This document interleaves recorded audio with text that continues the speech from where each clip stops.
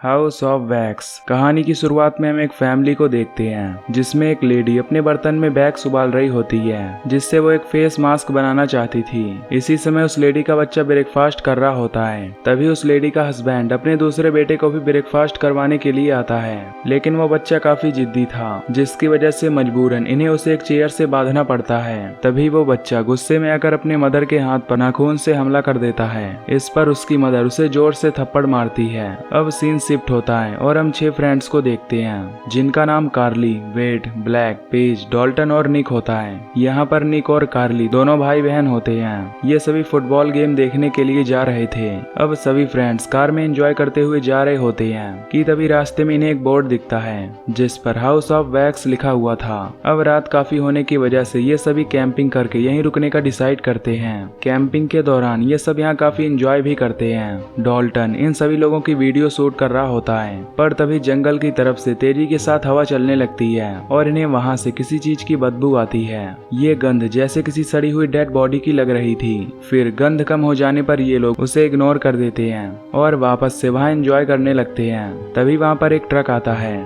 जो इनकी तरफ अपने हेडलाइट्स को ऑन किए हुए था। ब्लैक उससे कई बार लाइट को ऑफ करने के लिए बोलता है, पर जब वो लाइट ऑफ नहीं करता तो ब्लैक अपनी एक बोतल से उसके हेडलाइट पर मारता है जिससे उसकी हेडलाइट टूट जाती है। अब ये ट्रक वाला यहाँ से चला जाता है, जिसके बाद ये सभी रेस्ट करने के लिए स्लीप करने लगते हैं। फिर जब ये सभी सो रहे होते हैं कि तभी कोई चुपके से इनके टेंट के पास आता है। कार्ली को यहाँ किसी के होने का एहसास होता है, पर वो उसे इग्नोर करके फिर से सो जाती है। नेक्स्ट डे ये सभी काफी देर से उठते हैं, पर इन्हें अपने मैच को देखने के लिए जल्दी से निकलना होता है, इसलिए सभी लोग रेडी हो जाते हैं। तभी वैट को पता चलता है कि उसकी गाड़ी का फाइन बेल्ट टूट चुका है। ये देख सभी लोग काफी घबरा जाते हैं। उधर पेज और कार्ली दोनों टॉयलेट के लिए गए हुए होते हैं। तभी उन्हें फिर से वही गंदी स्मेल आती है। ये चेक करने के लिए वो दोनों जंगल की तरफ आगे जाती हैं। अब ये दोनों उस गंदी स्मेल को फॉलो करते हुए आगे बढ़ रही होती हैं कि तभी कार्ली का पैर फिसल जाता है जिससे वो मरे हुए जानवरों की डेड बॉडी पर जाकर गिर जाती है। कार्ली इस जगह पर फंस चुकी होती है। इसी बीच कार्ली को वहाँ पर किसी इंसान के हाथ भी दिखाई देते हैं जिसे देख वो काफी ज्यादा डर जाती है और तेजी से हेल्प के लिए चिल्लाने लगती है। कुछ देर बाद यहाँ बेड और बाकी के लोग आते हैं, जिसके बाद बेड कार्ली को उस जगह से बाहर निकालता है। इसी बीच वहाँ पर एक ट्रक आता है जिसके अंदर बहुत से हिरण की लाशें होती हैं। इसके बाद वो आदमी उन लाशों को इसी जगह फेंक देता है। अब बेड उससे वो हाथ बाहर निकाल कर चेक करने के लिए बोलता है, जिसके बाद वो आदमी उस हाथ को बाहर निकालता है और उन्हें बताता है कि ये एक पुतला है। वो आदमी काफी अजीब तरीके से बिहेव कर रहा था। अब इन सभी को फुटबॉल मैच के लिए देरी हो रही थी, इसलिए बैट सभी से कहता है कि अब हमें यहाँ से निकलना चाहिए, पर इनकी एक कार खराब होती है जिसके कारण ये उसे बनाए बगैर यहाँ से नहीं जा सकते थे। तभी ये बात ट्रक ड्राइवर सुनता है जो इनसे कहता है कि पास में ही एक गैस स्टेशन है जहाँ से तुम्हारी कुछ हेल्प हो सकती है। साथ ही वो इन्हें वहाँ तक लिफ्ट देने के लिए भी रेडी हो जाता है। इसके बाद वेड और कार्ली दोनों उस ट्रक ड्राइवर के साथ फाइन बेल्ट लेने के लिए गैस स्टेशन की तरफ जाते हैं। उधर बाकी के लोग फुटबॉल गेम देखने के लिए वहाँ से निकल पड़ते हैं, पर वहाँ रोड पर काफी ज्यादा ट्रैफिक होता है। वहीं दूसरी तरफ ट्रक ड्राइवर कार्ली को काफी बुरी नजरों से घूर रहा था। उस आदमी के पास में एक धारदार चाकू भी होता है जिससे वो दोनों समझ जाते हैं कि एक खतरनाक इंसान है। जिसके बाद ये दोनों गाड़ी को रुकवाकर पैदल ही आगे की तरफ जाते हैं। फिर ये दोनों गैस स्टेशन के पास पहुंच जाते हैं। यहाँ गैस स्टेशन पर इन्हें कोई भी नहीं दिखाई देता। इसी बीच कार्ली को पेज का कॉल आता है जिसमें पेज कार्ली से कहती है कि अब वो लोग वहाँ से वापस आ रहे हैं क्योंकि वहाँ का ट्रैफिक जाम है। इस पर कार्ली कहती है कि आज हम फिर से कैंपिंग करेंगे, पर उस गंध वाले एरिया से थोड़ी दूरी पर। अब कार्ली और वैट को उस जगह पर कोई भी नहीं दिखाई दे रहा था।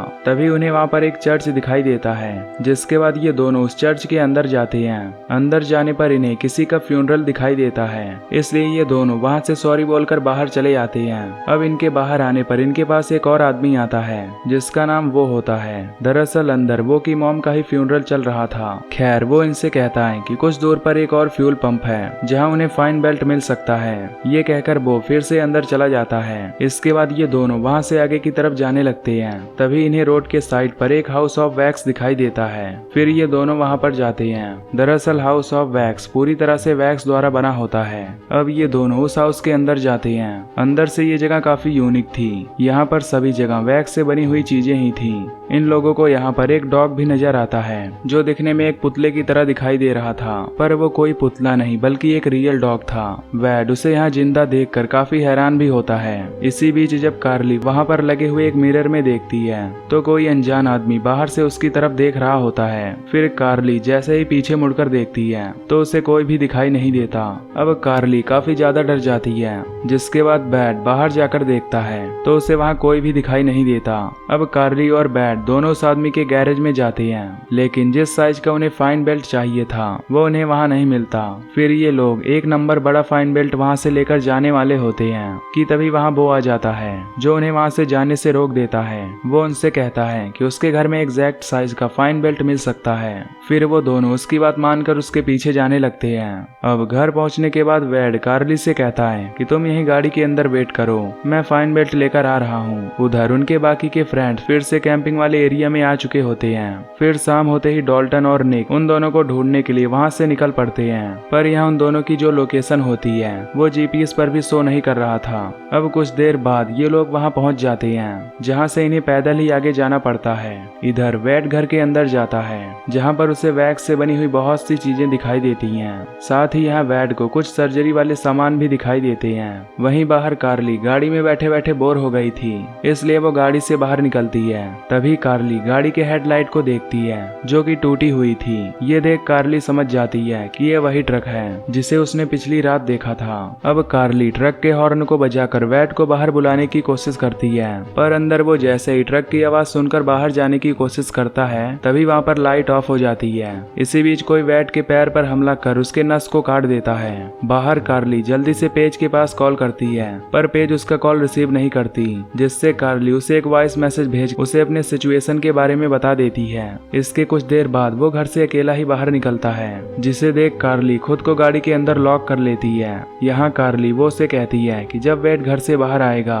तभी वो गाड़ी से बाहर आएगी। अब वो को यहाँ पता चल जाता है कि कार्ली ने उसे पहचान लिया है, इसलिए कार्ली गाड़ी को भगाती है, पर इसी दौरान उसकी गाड़ी पलट जाती है, जिससे अब वो इस जगह से पैदल ही भागती है। उधर हम देखते हैं कि वैड की बॉडी को कोई घसीट कर ले जा रहा होता है। जो भी आदमी उसकी बॉडी को घसीट कर ले जा रहा था वो वैड के शरीर पर एक इंजेक्शन लगाकर उसकी बॉडी को सिल देता है, जिसके बाद वो आदमी वैड की बॉडी पर वैक्स लगाकर उसे एक पुतले में बदलने वाला होता है। दरअसल इस आदमी का नाम विंसेंट होता है। इधर कार्ली वहाँ से भागते भागते उसी चर्च में पहुँचती है। तभी कार्ली को वहाँ पहले जैसे ही लोग दिखाई देते हैं, जिसे देख कार्ली समझ जाती है कि वो लोग असली नहीं हैं, बल्कि वो सब वैक्स से बने हुए एक स्टेचू हैं। इसी बीच एक पुतले का हाथ ही टूटकर नीचे गिर जाता है, जिसके हाथ की ब्लड और नसें सब ओरिजिनल थीं। इससे यहाँ पर एक बात क्लियर हो जाती है कि वो सब इंसान ही हैं जिन्हें वैक्स का पुतला बना दिया गया है। इन सब काम में वो भी शामिल होता है। तभी कोई कार्ली को पकड़ लेता है, जो कि वो होता है।